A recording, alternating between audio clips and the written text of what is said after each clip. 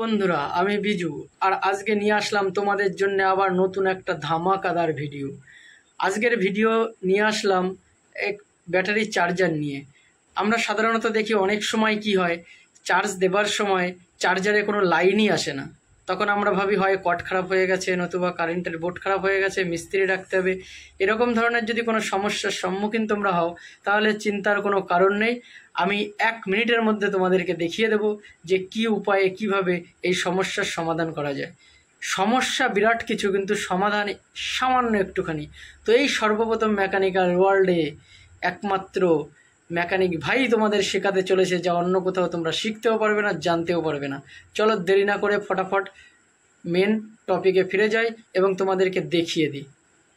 ভিডিওতে তোমরা দেখতে পাচ্ছ আমি একটা চার্জার আগে থেকেই খুলে রেখেছি, যাতে তোমাদের ভিডিওটা লম্বা না হয় এবং তোমাদের বোঝাতে সুবিধা হয়।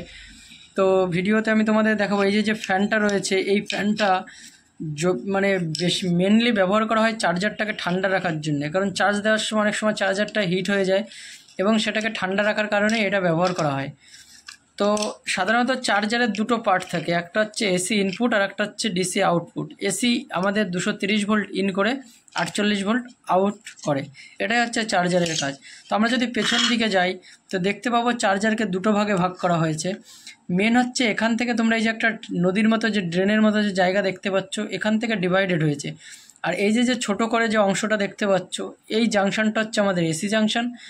আর এই আউটপুটের এই যে বিগ বা বড় হিউজ পরিমাণ যেটা দেখা যাচ্ছে, এটা হচ্ছে আমাদের ডিসির ফাংশন। তো মেইনলি যখন আমাদের ইনপুটে লাইন আসছে না, তখন আমার এদিকের কোনো ফাংশন নেই, আমাদেরকে এই দিকের পয়েন্টটা চেক করতে হবে।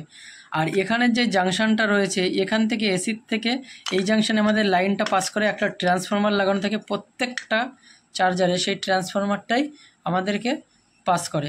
তো আমি তোমাদের দেখিয়ে দিচ্ছি। এখানে দেখো, তোমরা দেখতে পাচ্ছ লম্বা লম্বা দেখো ডায়াগ্রাম করে ঘর দিয়ে লাগানো রয়েছে। এই যে পয়েন্টগুলো দেখতে পাচ্ছ, এগুলো ট্রান্সফরমারের কয়েলের পয়েন্ট লাগানো থাকে। আমরা যদি ফ্রন্ট সাইডতে দেখি, তো এইটা হচ্ছে সেই ট্রান্সফরমার যেটা আমাদের এসি জাংশন থেকে ডিসিতে নিয়ে আসে। আর এই ক্যাপাসিটারটা হচ্ছে আমাদের কারেন্টটাকে স্টক করে বা স্টার্ট করতে সাহায্য করে। তো চলো মেন পয়েন্টে ফিরে যাই এত কথা না বাড়িয়ে। তো যখন ইনপুটে লাইন আসছে না, তখন আমাদের কি করতে হবে, আমাদের ইনপুটের যে লাইনটা আছে সেটা হচ্ছে আমাদের এই যে এসি কর্ডটা।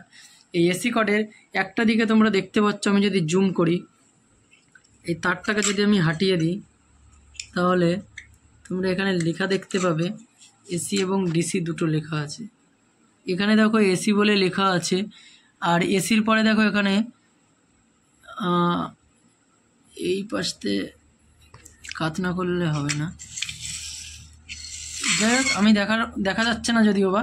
তো এই যে সাধারণত এই যে ব্লু কালারটা যেটা রয়েছে, এটা হচ্ছে আমাদের পজিটিভ আর এটা হচ্ছে আমাদের নেগেটিভ থাকে। তো মেনলি প্রথম কারেন্টটা এসে এখান থেকেই এই যে ক্যাপাসিটারটা দেখতে পাচ্ছ, এই ক্যাপাসিটার থেকে পাস হয়। তো আমরা যদি উল্টো দিক থেকে এটাকে দেখি, তো দেখতে পাচ্ছ এই যে ফাঁক রয়েছে, গ্যাপ, এখান থেকে আমাদের এসি ইনপুট লাইনটা আসলো, এখান থেকে ফার্স্ট আমাদের পাস করে এই ক্যাপাসিটারটা। তো যখনই ইনপুটে কোনো লাইন আসবে না, শর্টকাট, তোমরা বেশি ডিটেলসে যাওয়ার কোনো দরকার নেই, চোখ মুখ বন্ধ করে এই ক্যাপাসিটারটা পাল্টে দেবে। আর এসি লাইনে আছে এই যে দুটো মসফেট, এগুলোকে মসফেট বলে, কেউ ট্রানজিস্টার বলে, এক একজন এক এক নামে ডাকে, কেউ পাওয়ার সাপ্লায়ার বলে, কেউ কন্ট্রোলার, মানে যে ভাষায় নেবে। মেনলি মেকানিক্যাল বা ইলেকট্রনিক্স ভাষায় এটাকে মসফেট বলে। তো কোনো কিচ্ছু দেখার দরকার নেই, ইনপুটের এই ক্যাপাসিটারটা পাল্টে দেবে তোমরা। আর এই যে দুটো মসফেট রয়েছে, এই মসফেট দুটো তুলে ডাইরেক্ট পাল্টে দেবে ইনপুটের লাইন সমস্যার জন্য। আদার্স কোনো কিছু চেক করতে হবে না, একদম মুখস্থ করে তোমরা রাখো। ইনপুটের যে দুটো মসফেট থাকবে, সেই মসফেট দুটো আর এই দিকের এই রেজিস্টারটা পাল্টে দেবে। অনেক সময় দেখা যায় এখানে কোনো রেজিস্টার থাকে না, অন্য কোনো পার্টস থাকে, সেটা অন্য কোম্পানির ক্ষেত্রে আলাদা হয়, কিন্তু মসফেট দুটো মাস্ট কমন থাকে, দুটো পাল্টালে হয়ে যাবে। কোনো ক্ষেত্রে এখানে ডায়োড থাকে, সেটা পাল্টালে হয়ে যায়। তো ভিডিওটা এই পর্যন্তই বেসিক ফর্মুলার জন্যে। তো ভিডিওটা তোমাদের কেমন লাগলো অবশ্যই কমেন্ট করে জানাবে। আর যদি বুঝতে কোনো অসুবিধা হয় তাহলে কমেন্ট তো অবশ্যই করবে। আর কোন জায়গাটা বুঝতে পারোনি বা আগামী দিনে চার্জার সংক্রান্ত যদি কোনো সমস্যা হয়, তো তোমরা অবশ্যই জানাবে। আর আমি আজকে প্র্যাকটিক্যালি দেখাতে পারলাম না এগুলো চেঞ্জ করে, এটা একটা সম্পূর্ণ নতুন চার্জার ছিল, যে আমি তোমাদেরকে দেখানোর জন্য বা বোঝানোর জন্য আপাতত পুরনো কোনো চার্জার আসেনি, তা নতুন চার্জার খুলে আমি তোমাদেরকে দেখালাম। অ্যাকচুয়ালি চার্জারটা বিলকুল ঠিক আছে, যার জন্য আমি এটাকে চেঞ্জ করলাম না বা কম্পোনেন্টটা তুললাম না।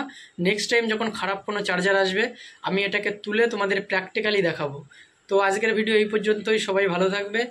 আর অন্য যে কোনো মেকানিক্যাল ডিপার্টমেন্টের ইলেকট্রিক্যাল ভেহিকলসের যে কোনো সংক্রান্ত যদি মনে কোনো প্রশ্ন থাকে, কোনো কিছু জানতে চাও, কোনো কিছু শিখতে চাও, বুঝতে চাও, নির্দ্বিধায় ডাইরেক্ট কমেন্ট করবে। আর যদি আমার সঙ্গে সরাসরি হোয়াটসঅ্যাপে যোগাযোগ করতে চাও, তাহলে আমার মেন প্রোফাইলের ডেসক্রিপশানে আমার নাম্বার দেওয়া আছে, ওই নাম্বারে কল কিংবা হোয়াটসঅ্যাপ করতে পারো। রাত দিন 24 ঘন্টা খোলা আছে। আজকের ভিডিও এই পর্যন্তই, টাটা, সবাই ভালো থাকবে, দেখা হচ্ছে পরের ভিডিওতে।